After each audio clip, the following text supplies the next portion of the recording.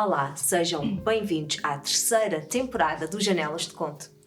É uma enorme felicidade estarmos novamente aqui convosco, através desta tela, deste ecrã, que nos permite chegar com as nossas reflexões até vocês. E com vocês, pessoas incríveis que vocês já conhecem aí em casa, que eu vou passar para mandarem um beijinho, mas antes disso, também vocês já conhecem aqui ao meu lado, está o Thomas Fisher, um convidado muito especial hoje aqui no nosso Janelas de Conto, e nós vamos aproveitar aqui um trecho do livro dele também para refletirmos todos em conjunto, convite que também estendemos aí para casa. Bem, Jorge. Olá, boa tarde a todos, ou boa noite, à hora de nos ouvirem, não é? Daniela. Olá a todos, é um prazer estar aqui de volta, mais uma vez, mais uma temporada. Obrigada, Tânia, pelo convite. Dário.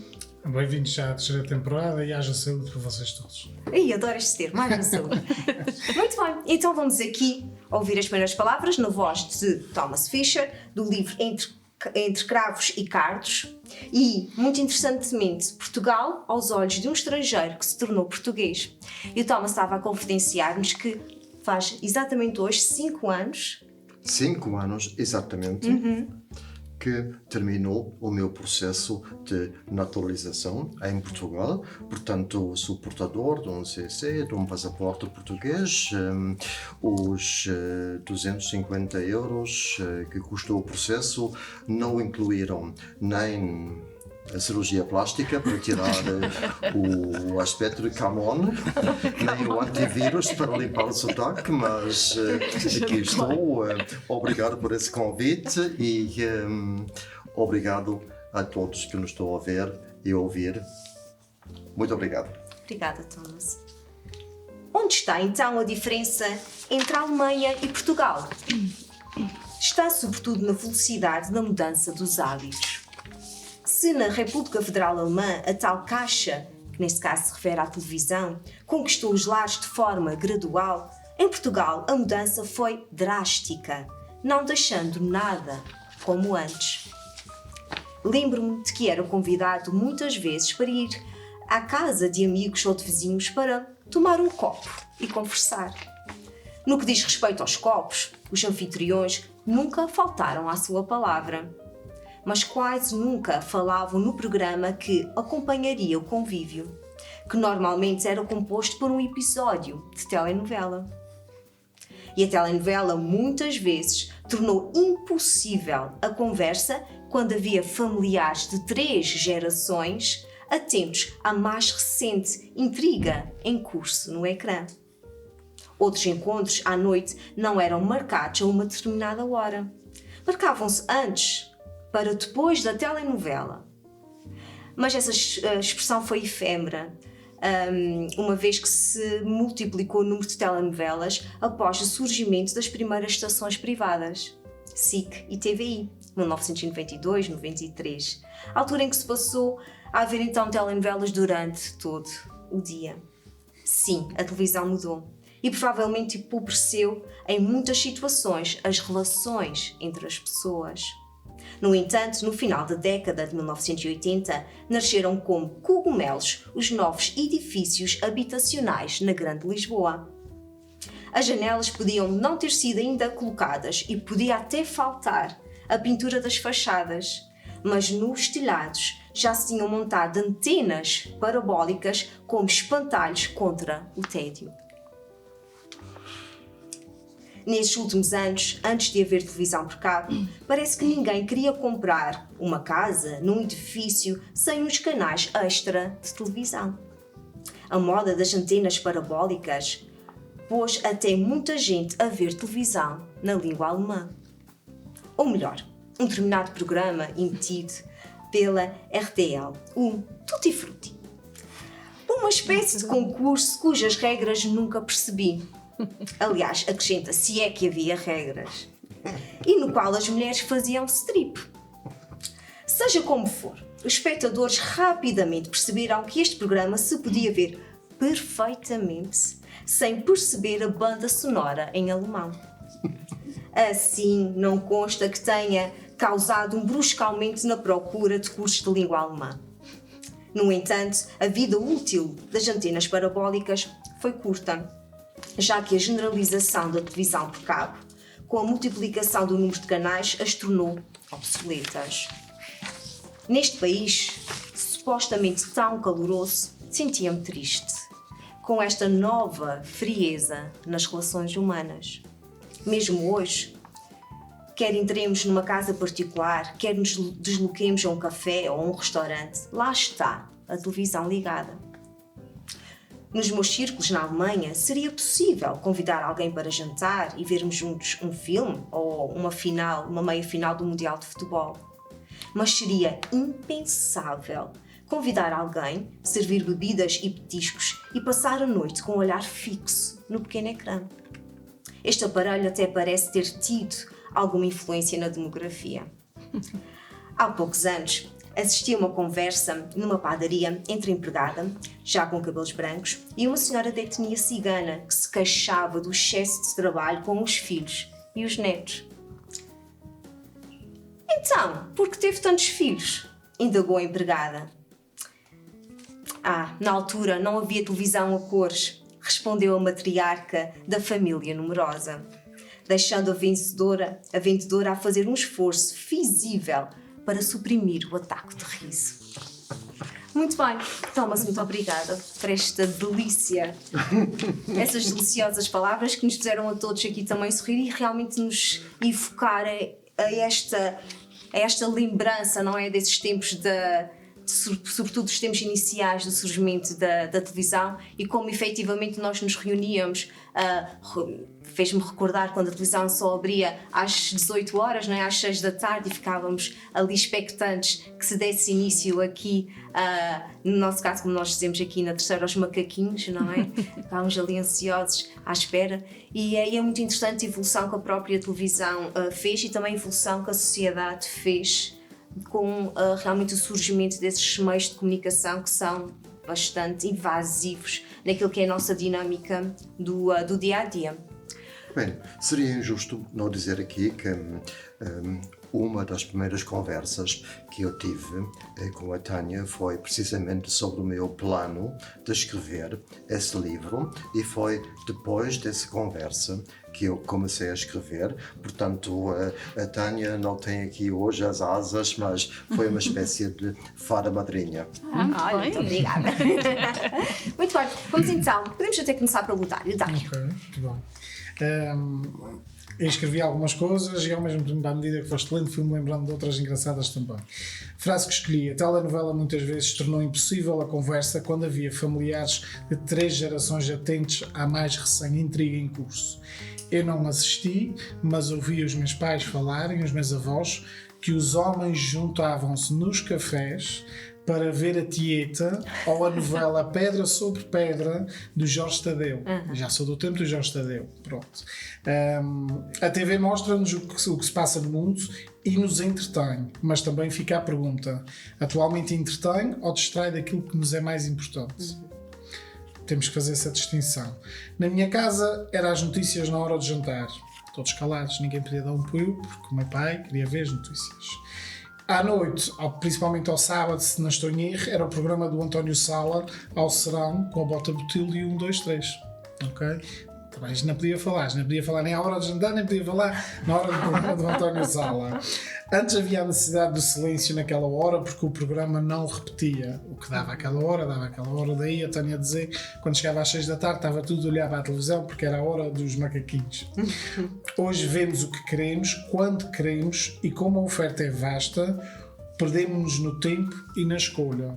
Hoje em dia temos que fazer distinção daquilo que é real, daquilo que não é real, e por exemplo, estou há 15 anos numa relação com a minha esposa e lembro-me de frequentar a casa dela e de nos mandarem fazer menos barulho porque queriam ver novela.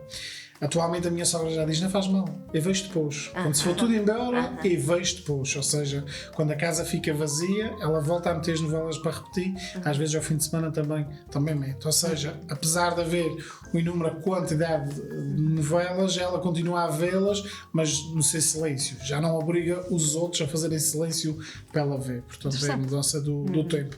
O que eu me fui lembrando foi, por exemplo, a minha casa não foi exceção e não tivemos uma parabólica pequena, tivemos uma parabólica talvez também deste quarto, no quintal, e eu achava graça porque cada vez que a gente mexia no comando sem saber o que é que estava a fazer, a parabólica mexia para um lado e para o outro, não sei quem é que fez a instalação, já não me lembro, mas lembro-me perfeitamente de ver os programas sem perceber uma única palavra em inglês da NBC, o Jay Leno Talk Show, sem perceber nada e ria-me com aqueles programas. Portanto, quer dizer que aquilo também teve impacto em mim e a casa que eu comprei, ao fim de tantos anos e tanta evolução, ainda tinha lá a parabólica da TV Cabo presa. Eu aqui a terei. Ok. Pronto.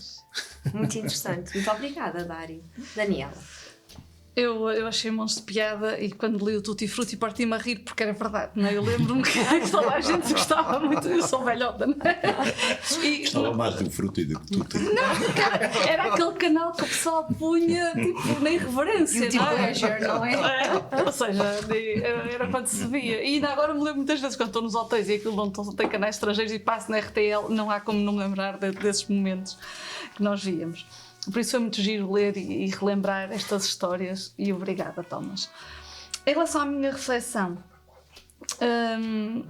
eu passei um bocadinho, portanto, falei um bocadinho aqui da televisão, passei aos telemóveis e à comunicação.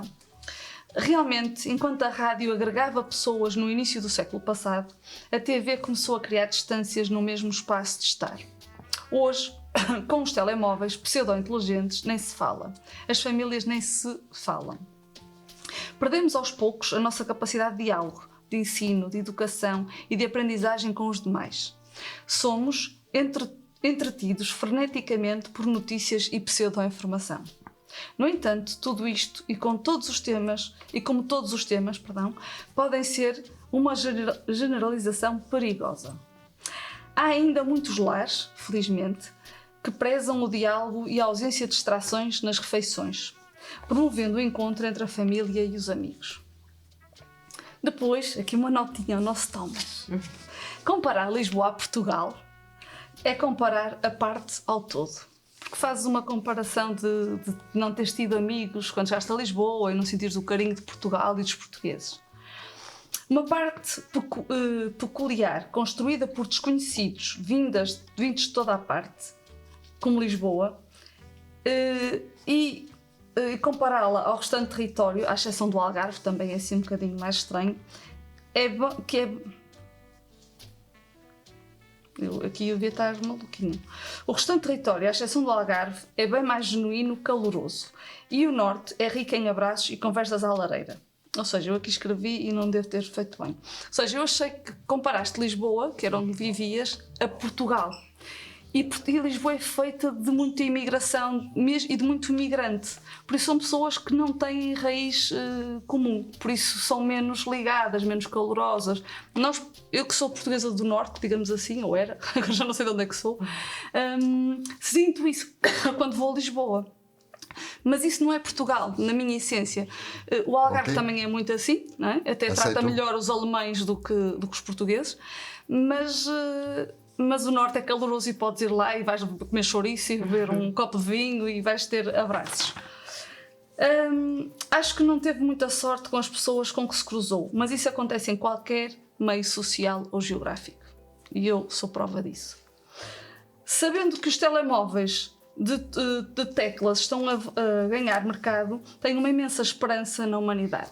Ou seja, apesar de tudo isto, de termos passado a rádio para a televisão, as famílias terem começado a conversar menos, depois agora com os telemóveis e com as aplicações, termos ainda ficado mais afastados, o que eu tenho ouvido dizer é que os telefones de teclas estão a voltar.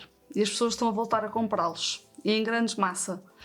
Porque estão fartos de estar sempre agarrados. É uma forma de se desligarem do vício. Desintoxicação, não é? É, da intoxicação, é de dopamina e isso tudo. E por isso eu acho que há esperança. Acho que as pessoas se calhar querem voltar a estar juntas, estão a perceber que isto faz mal e se calhar vamos voltar a sentar-nos a conversar. Jorge. Eu peguei no texto de uma maneira diferente. O texto atira-nos para um consumismo desenfreado de um país que se libertou quase meio século depois do obscurantismo de tudo o que de mal havia. O que era sonho, no sonho ficou. Veio o capitalismo, fazendo com que o consumismo se sobrepusesse a tudo, onde a inveja cresceu de uma forma demasiada. Se o vizinho tem, eu quero ter ainda maior. As relações humanas deixam de existir. Tudo se passa na sala de cada um, frente à janela que tudo nos põe porta dentro. A garrafa de vinho já partida não é, e a conversa já não se escute. Dizem chamar-se o preço do progresso. E depois. Muito bem, a gente já vai pegar nessas contribuições todas. Thomas!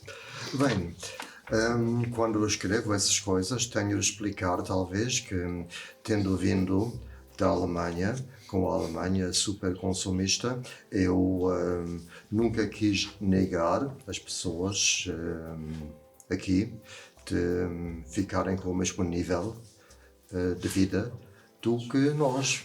Claro. Agora, a questão é o que é que se perdeu aqui com essa corrida consumista. E o que aconteceu foi, se calhar, inevitável. Portanto, a televisão tornou-se acessível, o automóvel tornou-se acessível, muita gente não vive sem o automóvel. Portanto, Portugal é o país onde as pessoas ainda vão a pé até Fátima, mas Deus tem 4 rodas. E o que a mim me dá esperança é ver que há pessoas novas a questionar esse modelo de desenvolvimento. Portanto, achar que tem de haver mais qualquer coisa. Agora, eu até agora não sei porque que em cada café, em cada restaurante há uma televisão. Geralmente sem som, ok, mas lá está. Portanto, em Portugal, creio que é mais fácil encontrar uma igreja sem crucifixo do que um café sem televisão. Muitas vezes já ninguém a olhar, portanto, não percebo, mas está lá na sala de espera de qualquer médico, está lá em muitas repartições. Isso é, se me permites, isso é o chamado preço do progresso. Isso é o fator que existe anterior a isso e após, que é o não se ter tido nada antes e agora ter-se a possibilidade de se ter tudo. E então tudo isso que se tem é-nos quase imposto. Passou-se o mesmo na Alemanha depois da guerra, não é? Há sempre as transições e nas transições é difícil conseguirmos separar o que é bom e o que é mau. Vamos assambarcando tudo o que está à nossa volta. É isso que eu penso, não é? Sim. E mais uma vez, pegando também em tudo o que vocês partilharam, a gente realmente. Eu tenho muitas boas memórias da televisão, por exemplo. Eu recordo-me da aproximação das relações de vizinhança, por exemplo. Nós pegávamos numa televisão, colocávamos no exterior da casa e ali. Os meus pais moravam em casas geminadas, a vizinhança juntava-se todas no pátio de uma casa, que era a casa que tinha a televisão para fora, e juntávamos todos a ver os Jogos Sem Fronteiras. Fazia-se pipocas de caramelo, e havia ali uma relação de vizinhança, de proximidade. Sempre que havia os Jogos Sem Fronteiras nós fazíamos isso, e é uma memória para mim muito feliz. E também tenho muitas memórias daquela televisão que a gente não, que era menos individualista, que só havia uma televisão no agregado. O que eu sinto é que o progresso, o fato de haver mais procura, mais disponibilidade, quando a televisão era só um recurso dentro da casa, a gente juntava-se em família. A gente juntava-se para ver o programa A, B ou C. Eu recordo-me de ver uma MacGyver com os meus pais, por exemplo, e era sempre uma forma de estarmos a interagir. O programa à hora marcada. Exatamente. Tu hoje marcas um jantar a uma determinada hora, é muito difícil o português chegar a horas. Contra mim fala que é filme a chegar. Mas é verdade. Sim, estou-me a lembrar de 1, 2, 3 que tu falaste aí, sim. a Bota Botilde, e são tudo programas que para mim agregavam. Tens o preço certo. Sim. Minha avó via o preço certo todos os dias. E aquilo é que entrava para a casa dos portugueses E é para engraçado fazer porque, companhia. de uma maneira, se calhar, melhor, não estou a dizer que se tenha perdido algumas interações, mas sim que na altura ainda havia interações e aquilo até estimulava interações, Sim. porque estávamos todos olha, escolhe a porta 2, não, eu acho que é a porta 3 e em família estávamos a Exato. discutir qual é a porta que se devia escolher, Exato. ou estamos a discutir qual é o preço, não, eu acho que é mais barato ou é mais caro, não, deixa isto.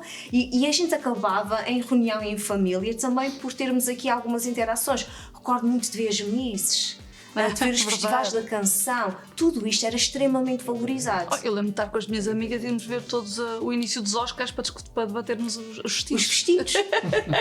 Houve uma A gente juntava-se todos a ver altura prontas. que havia aproximação em torno da televisão. É. O que é que acontece? Acontece que o agregado deixa de ter só uma televisão e cada quarto ou várias divisões têm uma televisão. O que é que acontece? O facilitismo de eu poder escolher o que é que eu vou ver na televisão. Mais uma vez, o individualismo. E cada um escolhe o que quer, cada um... E esses momentos, dentro da própria casa, cada um vai ver o programa da eleição e separam-se dentro de casa. Isso. E eu posso, se me permites, o excesso de oferta, pelo menos eu vejo na minha casa. Não é? Nós temos tanta oferta que eu gosto mais de um tipo de programas e o meu marido gosta mais de outros. Ou seja, ele diz, mas porquê é que eu ia ver os teus? Eu digo, mas porquê é que eu vou ver essa tua série? Então, muitas vezes, realmente podemos, por acaso não fazemos, mas podemos escolher separados.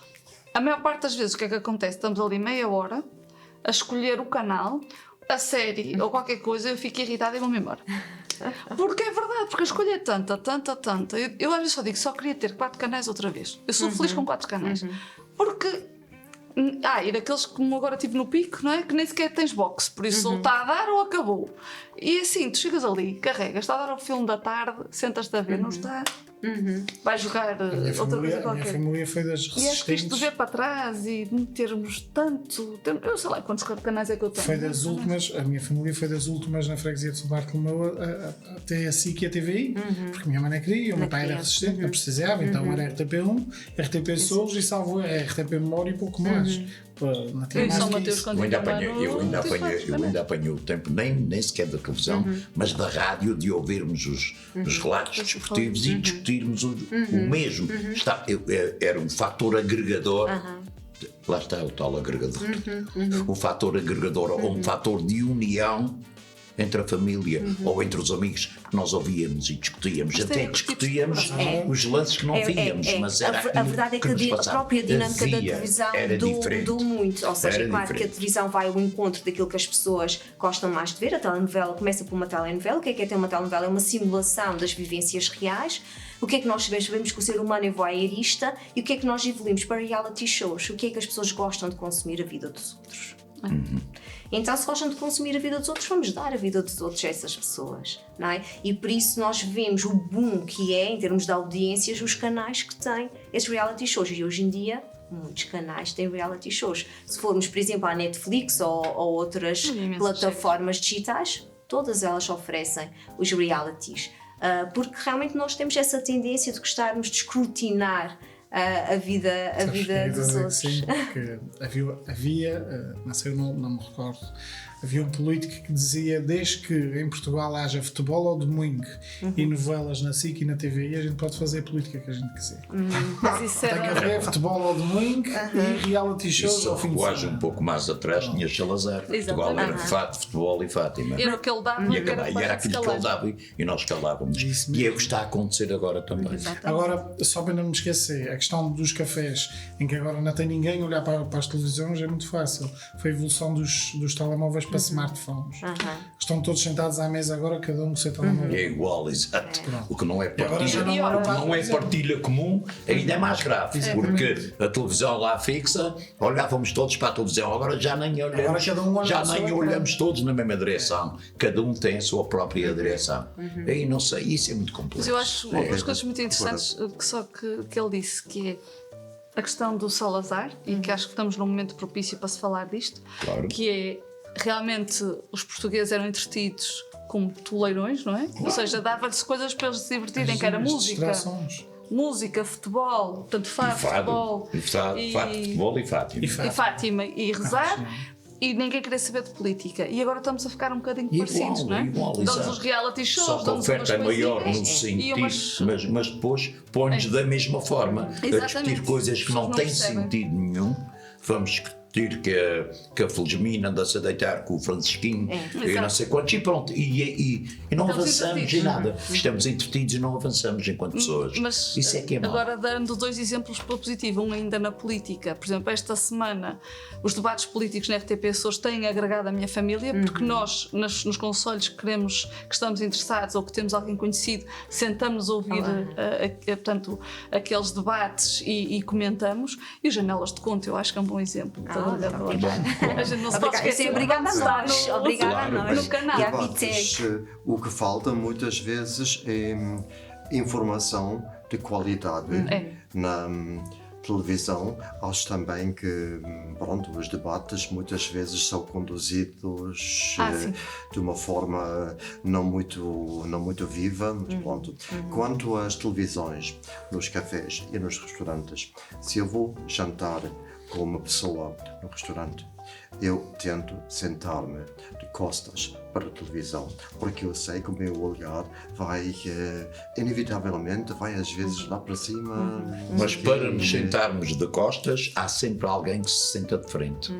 O problema é sempre o mesmo. E depois, se nos tentamos sentar de costas para mantermos um diálogo, não é muito fácil manter um diálogo com quem está em frente, de frente da televisão. Que o problema às vezes é esse. Tenho de cativar a pessoa. Mas é por isso e realmente essas observações são todas muito interessantes. E se nós estamos a criar pessoas, podemos até ter informação de qualidade, mas não tivermos pessoas a pensar com qualidade ou a pensar em qualidade ou com um filtro crítico desenvolvido, a informação pode vir de várias formas e muitas vezes se calhar até vão deixar corromper ou ir pela leitura mais fácil da desinformação do que acionar o meu filtro crítico para ler e saber selecionar, ou pelo menos ter aqui o contra-argumento. Opá, li isto, deixa-me ver o que é que são outras ideias em relação a isso. Nós ficamos muitas vezes só numa determinada direção, naquela que nós achamos que é mais conveniente eu considerar que é verdade. Mas já há pouco nós assumimos que nos dão aquilo que nós queremos. O que é realities? Sim, porque sim. nós é que queremos que seja assim. Nós, no fundo, não queremos coisas de qualidade. Porque se quiséssemos coisas de qualidade, não víamos os realities e eles não nos davam os realities. É mais porque complexo. nós, claro, isto é muito Eu complexo. gostava só, a gente está mesmo aqui já no final da primeira parte e queria só deixar aqui levantar aqui também uma reflexão para todos nós lá em casa também, que é tão interessante como a forma como a própria televisão evoluiu fez mudar também as próprias profissões.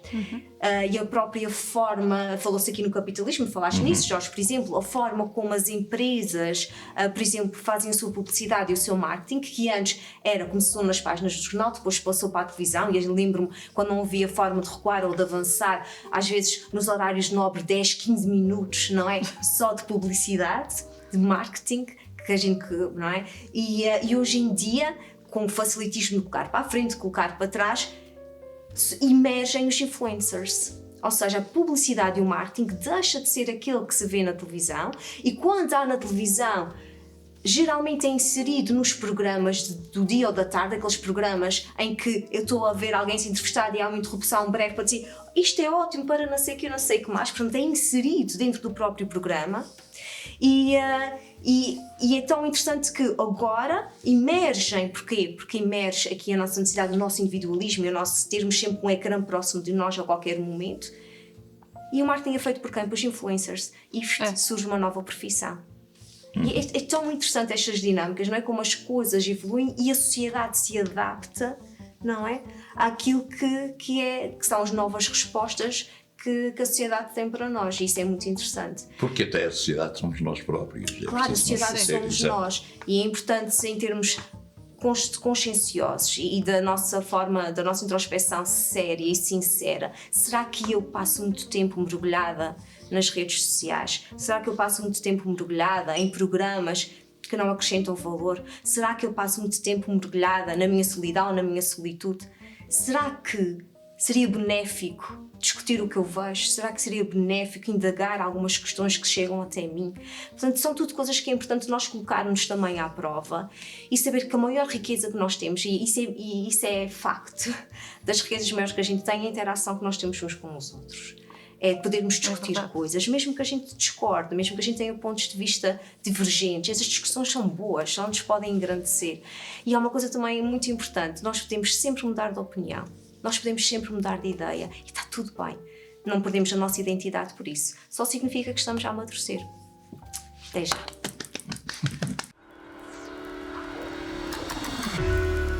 Leve a sua empresa mais longe e faça chegar a sua mensagem ao público do canal Azores TV. Agora em Cabo TV Nacional. Olá, sejam bem-vindos de volta. Encontrava-se em forte inquietude. Mudou-se para longe e não se despediu. Nesta partida, feriu todos os que a amavam no seu âmago. Incerta e temerosa dos sentimentos que provocou nos outros, remeteu-se ao silêncio. Refez a sua vida, contudo sentia-se incompleta. Perseguia-lhe diariamente o remorso da não despedida, da injustificação da sua fuga. Mais do que fugir dos outros, fugiu de si. Agora tinha a certeza disso. Desejava regressar, mas acabrunhava-se no receio de uma recepção inóspita. Considerava-se merecedora da ostracização. Mesmo receosa, decidiu aceitar corajosamente as consequências da decisão que tomou há anos. Regressou para quem não se despediu e foi acolhida num calor silencioso. Sentiu-se extremamente amada, porque só quem ama tem a capacidade de perdoar. Muito bem, podemos começar com a nossa Daniela. É? Está bem. Bem, eu acho que ambos os temas, tanto o primeiro como agora, têm um ponto em comum, que é a comunicação. Ou seja, os dois falham na comunicação. Em que a televisão provoca, não é, o primeiro, esse distanciamento e a diminuição da comunicação de qualidade, e aqui também falhou, penso eu, a comunicação. A minha análise era uma pessoa insegura de si e da sua relação com os demais. Uma pessoa que evita confrontos, não os encarando como diálogos ou debates saudáveis. Ainda há pouco falavas disso.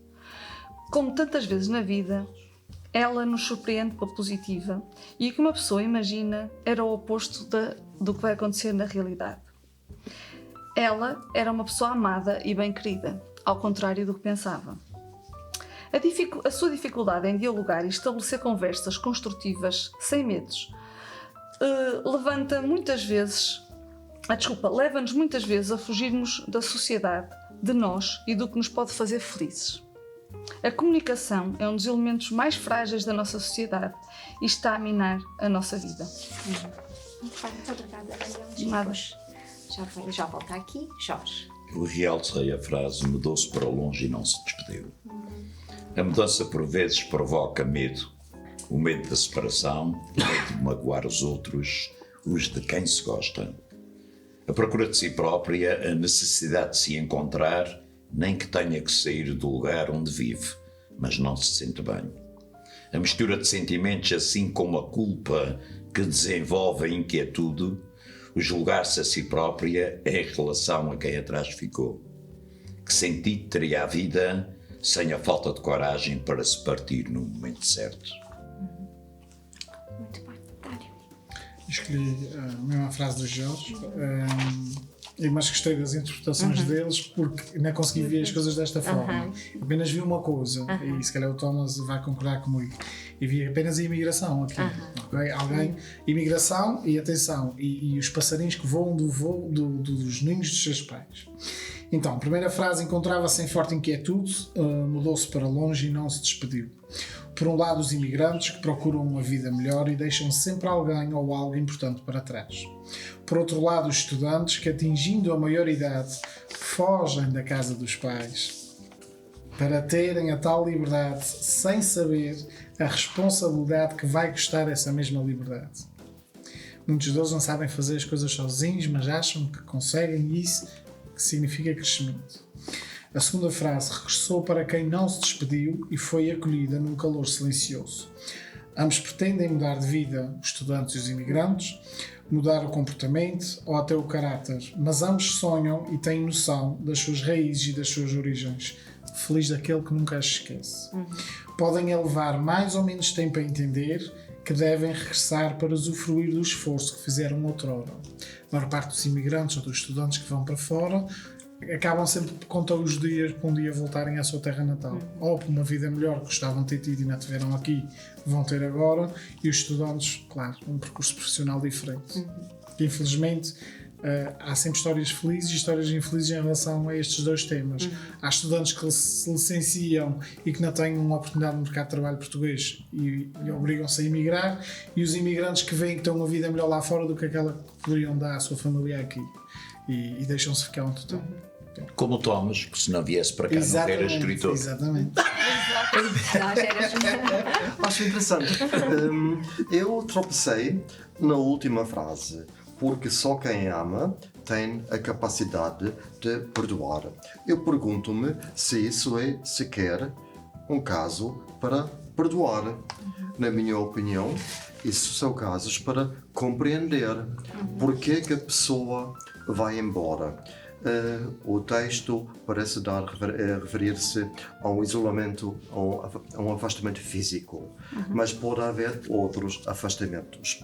E porquê que a pessoa se afasta? Portanto, os amigos devem perguntar, na minha opinião, primeiro, o que é que se passa com essa pessoa. Eu vou contar uma coisa da minha vida. Faz 40 anos que deixei de ter uma casa, um apartamento na Alemanha, portanto a mudança para Portugal era definitiva. Amigas e amigos com quem tinha estudado, portanto estavam todos no início da sua carreira, portanto ou numa organização estatal ou numa empresa, com carreiras ou bifurcações na carreira mais ou menos traçadas, ok? E eu mudei-me para Portugal. Escolhi o incerto. Foram 40 anos de arregaçar mangas, nunca tive uma coisa chamada emprego e senti-me às vezes olhado com alguma estranheza pelas minhas pessoas lá. Epá, tu é que perdeste a oportunidade, etc, ok? E pronto, efetivamente, essas pessoas têm níveis de vida superiores ao meu, ok? Vão de férias, passam mais tempo, ficam em hotéis mais requintados, ok? Eu aqui ganhei outras coisas. Mas, a certa altura, se não me isolei completamente, às vezes tinha necessidade de manter alguma distância, de não me ver sempre confrontado com perguntas, insinuando alguma censura, ok? E pronto, depois, às vezes voltei a contatar pessoas de antigamente, depois de muito tempo. Alguns reencontros foram fantásticos e alguns reencontros foram completos. Foram desastres, simplesmente. Uma outra situação. Uma pessoa está num processo de divórcio, num processo de separação. Vai causar estranheza o que eu vou dizer agora. A pior coisa que pessoas nessa situação às vezes podem ter são amigos. Porque os amigos, depois de uma separação, muitas vezes acham que devem tomar partido, que devem estar de um lado. E faltam muitas vezes pessoas a tentar fazer pontes.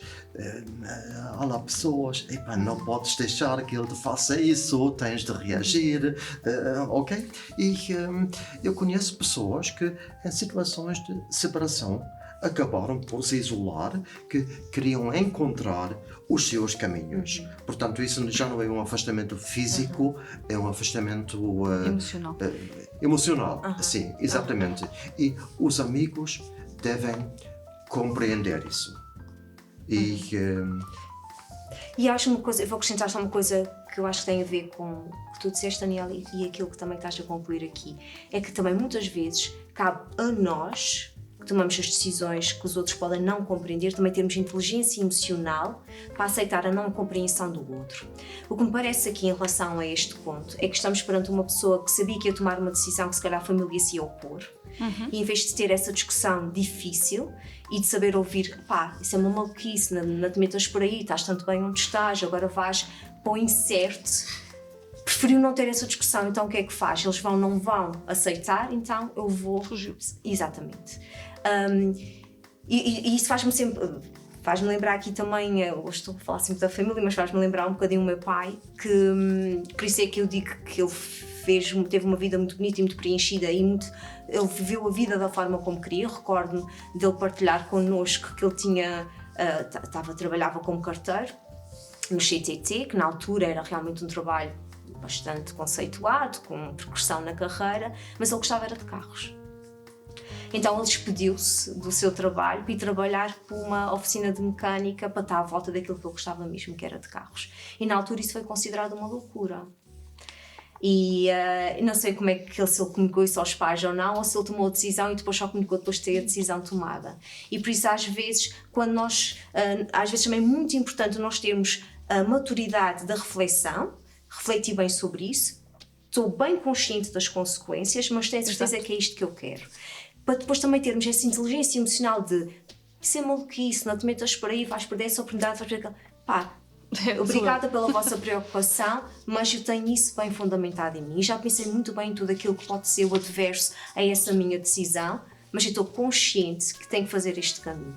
Não é? Todas as ovelhas, todas as ovelhas que não seguem o rebanho são chamadas de ovelhas pretas. E isso define tudo. O problema é que cada pessoa tem o seu objetivo de vida. O problema é que a maior parte deles são sugados pela própria sociedade. E a sociedade faz com que eles não vivem a sua própria vida. Então façam o quê? O que é mais importante? Eu chegar à chefia, eu ter 2 carros, uma casa do tamanho do mundo. Já é o sentimento de pertença. Exato.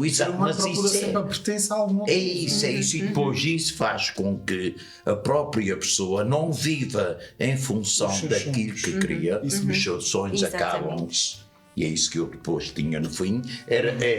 Tudo isso acontece porque nós somos sugados pela própria sociedade. Mas atenção que somos, se calhar, criados e educados sobre esses valores. Com certeza, mas precisamente por isso. E todo aquele que quer sair... Exatamente sobre o que ele está a dizer dos valores e sobre a ovelha negra, eu acho que sempre fui ovelha negra. No sentido... Pensas de forma diferente. Muito diferente. Mas sempre fui educada a dialogar, e daí eu dizer que acho que faltou o diálogo. Eu em casa sempre tive a liberdade de falar e de assumir as minhas opções. E sempre me foi dito, até mais para o meu pai, porque falo mais com ele, mas para mim também, tens esta opção e aquela, fazes o que tu quiseres. E eu dizia abertamente em casa, eu vou fazer isto, eu sei que pode ter consequências, mas deixem-me viver. E os meus pais sempre aceitaram que eu vivesse, ou seja, deviam balizar ali minimamente a consequência, não é? A dose de loucura. Sim, mas eu também nunca fui louca propriamente, ou seja, eu quando tomo uma decisão é sempre minimamente ponderada e já sei, porque lá está, se cá tive a liberdade para testar minimamente e para ir percebendo. E a inteligência de ouvir os mais velhos. Ou seja, eu acho que apesar das pessoas não perceberem, eu sempre ouvi muitas pessoas mais velhas e sempre fiz, digamos, que o puzzle. E por isso, eu, quando vou dar um passo, eu já sei mais ou menos o que é que aquilo pode dar. Então não te digo mais nada. Mas... Então eu não te digo mais nada. Os mais velhos. A maior universidade chinesa são precisamente os idosos. Não, porque as pessoas têm mais experiência de vida. Têm mais experiência de vida. Eu, quando preciso de alguma coisa que seja com experiência, eu pergunto aos meus pais, aos meus tios. A mim que eu Mas é muito interessante.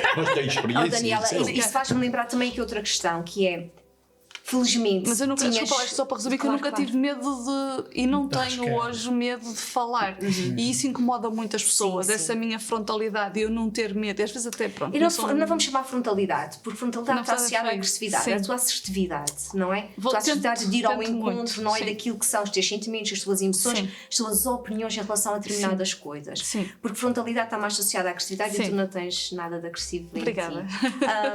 ti.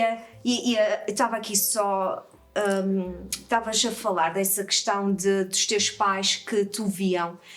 Infelizmente, existem alguns agregados pais que não ouvem Pois eu sei. os filhos. E isso, estou-me a lembrar, por exemplo, a gente já falou aqui em alguns programas, a questão da escolha de ir ou não para a universidade, a história da escolha do curso universitário. Sim. Quantos pais, conheço situações, não vou dizer que são muitas, conheço algumas situações em que os pais disseram, os filhos, estou-me a lembrar de uma situação muito em concreto, ele queria ir para um curso de artes e o pai disse, para isto eu não te pago a universidade. Se quiseres ir para isto, que era para a engenharia, a gente se paga-te o curso, senão tens de se enrascar.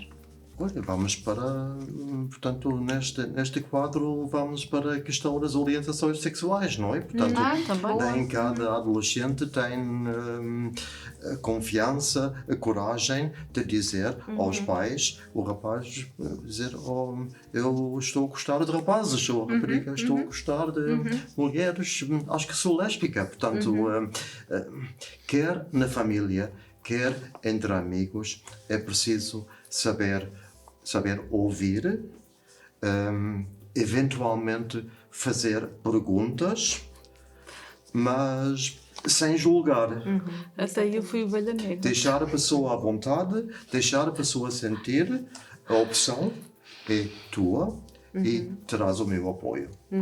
É verdade. Cada um tem o seu espaço. Eu acho que Isso é o sim. mais E das, importante. e das coisas mais importantes que a gente já falou aqui várias vezes nos Janelas de Conto é sentir-nos vistos e ouvidos, não é? Isso é extremamente importante. E não julgados. E não, exatamente, O vistos que e eu ouvidos, sinto sem muito, julgamento. e agora voltando para mim, é que às vezes fico, se calhar, triste ou revoltada por não me fazerem a pergunta do porquê. Exatamente pelo que o Jorge disse, que cada pessoa tem a sua visão, o seu objetivo de vida e a sua forma de ver a vida. E se nós respeitarmos isso, podemos até não perceber porque é que tu ou ele ou eu tenha uma determinada atitude perante uma situação. Mas se calhar se perguntarmos porquê é que estás a ter essa atitude, vamos perceber e vai ser mais fácil aceitarmos. Agora, simplesmente chegarmos e dizer-me, já me disseram várias vezes, eu nunca faria isso assim. Está bem. Mas não é necessariamente mau, correu bem até para mim. E ainda bem que não fazia isso assim, porque somos todos diferentes, não é? Exato. Agora, não é preciso julgar-me e tomar a minha atitude como negativa quando eu não magoei ninguém, não interferi na vida de ninguém, não fiz Enquanto ninguém as consequências feliz. eram tuas. E as consequências foram todas minhas e assumidas. Era exatamente. Por isso, o que me magoa mesmo a mim, e realmente eu sinto que não é por mal, é porque eu vivo só vivo a minha vida de forma plena e tento não magoar ninguém à minha volta. Ou seja, eu tenho aquele princípio de que a minha felicidade não pode interferir com a felicidade dos outros, mas obviamente que se isso acontecer, se eu conseguir ser feliz sem interferir na vida dos outros, eu faço. Não é? Se isso não me magoar, se isso não me causar dano, eu faço. E há muita gente que tem muito mais pudores e isto faz confusão a muitas pessoas. E se calhar por eu fazer isto com esta naturalidade, talvez, e por falar do assunto, mas o não me perguntarem o porquê. Desculpa. Mas também é importante também percebermos que todas as pessoas estão na sua jornada e estão no seu caminho. E nem todas as pessoas têm a capacidade de perguntar o porquê. E também nós temos que ter a compaixão de entender que cada um está num caminho diferente do nosso e num estádio diferente do nosso. Nós já chegamos, nós já conseguimos questionar o porquê, nós já conseguimos olhar com compaixão, nós já conseguimos ser autocompassivos, mas cada um está na sua jornada e também é muito importante, por isso, mais uma vez aqui a palavra perdoar, quando nós nos amamos, também temos essa capacidade de perdoar o outro, mesmo nas suas insuficiências, nas suas indelicadezas, que muitas vezes são apenas processos de maturidade que ainda não foram conquistados. Cada um está a fazer o seu caminho. E aí temos que ser, penso que temos que ser muito mais autocompassivos neste sentido, porque isso traz-nos também mais paz e serenidade. E eu estou a aprender isso muito. Mas a verdade é que, sendo totalmente honesta, me magoa. Claro, e é natural, e é tudo um caminho, e também vejo por mim a fazer esse caminho de perceber que as pessoas são todas diferentes, estão todas em estádios diferentes. Mais uma vez voltamos aqui a uma coisa que já falámos muitas vezes nas Janelas de Conto, que é partir do princípio da bondade. Não, é partir deste princípio da bondade. O outro não disse isso para magoar, o outro não disse isso para me ferir, o outro disse da forma que sabe, com as ferramentas que tem. E nem todas as pessoas têm as melhores ferramentas. E lido com muitas pessoas e sei que às vezes coisas que me são ditas, utilizando as ferramentas que a pessoa tem, podem criar impacto e pense, a pessoa está a dizer da forma que sabe como consegue, não é para me magoar, não é para me ferir, é a sua forma de comunicar. E também é importante nós fazermos um bocadinho este exercício de perceber que as pessoas usam as ferramentas que tiveram à sua disposição, as que também quiseram explorar, as que quiseram investigar, as que quiseram... para magoar, foi assim que aprenderam a sobreviver. A sobreviver. Pronto, eu tenho uma grande facilidade em falar de coisas pessoais, em falar de coisas que me preocupam, ok? Para me abrir, eu não preciso do psicólogo, ok?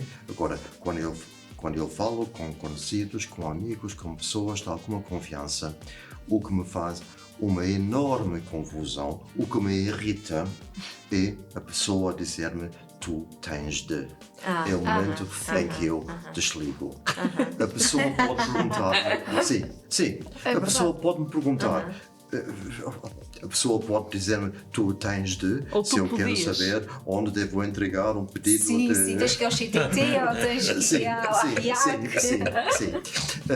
Exatamente. Mas tu tens de, a pessoa pode-me perguntar, já pensaste em... Exatamente. Okay? Sabes que Aliás, eu tenho feito um exercício sobre isso muito grande, porque não sei se está, não sei, isso aqui não sei, a Tânia talvez diga, mais da sociologia. Tu devias fazer assim, não é? E o que eu tenho trocado, e mesmo a nível de trabalho, não é? Porque tinha muito hábito de dizer devias, eu digo podias, e mesmo em casa. Podias, ok. Não é? Ou seja, eu sugiro que eu acho que esta é uma possibilidade. A pessoa não tem o dever de... Eu vou fazer aqui, só para a gente pegar nisso, isso chama-se atitude de orientação. Bom, e a atitude de orientação, tem realmente impacto no interlocutor. Porquê? Muitas pessoas não gostam de receber ordens, não é? Era o mesmo que dizer assim, Dário, vai desligar a luz. Não é? Isso é atitude de orientação. Outra coisa é assim, Dário, quando tiveres a oportunidade podes desligar a luz. É completamente diferente. No primeiro caso, eu estou a mandar, ele sente que está a ser mandado pela Tânia, no segundo caso, depende de quando eu tiver disponibilidade eu vou. Exato. Mas o que acontece, só esta questão psicológica de trocar a palavra, trocar essas palavras, faz com que o Dário de qualquer maneira vai se levantar no imediato e vai desligar a luz, mas não tem o peso da ordem. E se calhar vai muito mais feliz porque acha que foi ele que tomou. E foi, não é? E teve um gesto nobre e promoveu aqui uma ação que é confortável para todos. E é só às vezes só termos atenção em vez de quando tiveres a oportunidade, será que podes fazer isso? Se te for oportuno, colocar o ónus na outra pessoa, em vez de ser vai, faz, acontece. Porque a atitude de orientação tem este impacto nas mentalidades. O que eu sempre fiz com os meus filhos, portanto, desde pequeninos. Okay? Agora, quanto aqui a protagonista dessa história, portanto, vai embora, terá as suas razões, as outras pessoas, os amigos podem ficar preocupados, devem encontrar formas, eventualmente, de manifestar a sua disponibilidade para estar presente, no caso de ser necessário, e o que a pessoa não deve fazer, na minha opinião, é deixar alguma coisa por resolver, alguma dívida, alguma coisa por fazer, alguma coisa por pagar. Sim. Portanto, o resto, penso que o afastamento deve ser compreendido. E mais uma vez, pegando naquilo que é a atitude de orientação, em vez de chegar à pessoa e dizer assim, tu não devias ter saído ou ter mudado de localização sem nos ter dito alguma coisa. Se eu começar logo com um tipo de descortês, já estou a afastar a outra pessoa. Mas o julgamento impera sempre em relação ao... Isto acontece sempre. Claro. Mas a realidade é essa. É mais fácil as pessoas julgarem do que absorverem e aceitarem. Ou a diferença é ou tentarem compreender. Exatamente, porque é muito mais fácil dizer o gajo foi fazer isso porque existem tantas formas, há tantas formas de dizer, imaginemos, em vez de dizer assim, foste inconsequente ou foste egoísta de teres partido sem fazer uma despedida. É muito diferente dizer senti-me triste quando foste embora sem Claro, se é despedir. isso. Fazes-me A falta. diferença é essa, A diferença exatamente, é brutal. A diferença é brutal. Claro, e na realidade o que aconteceu foi que a pessoa se sentiu triste, a outra pessoa não sabemos o que é que Exatamente. sentiu. E respeitas a outra pessoa, no fim acaba a dizer isso, estás a respeitar o outro. Por isso é que é tão mágico o poder que a comunicação tem. E comunicar bem é realmente aprimorar e harmonizar aqui as relações interpessoais. E se há uma coisa muito importante também na comunicação, é nós também olharmos para nós e percebermos, será que eu comunico da melhor forma? Será que eu podia dizer assim em vez de dizer assim? E há pequenas coisas que são mudanças significativas. E uma delas que é curioso, porque eu hoje já tive que pedir desculpa por uma falha posso dar o exemplo em concreto. Não avisei uma professora de que uma criança ia ter uma cirurgia amanhã e que se ausentar. E a professora disse, olha, a menina partilhou que vai ter uma cirurgia. E disse, é verdade, peço desculpa não ter feito esta informação com mais antecedência.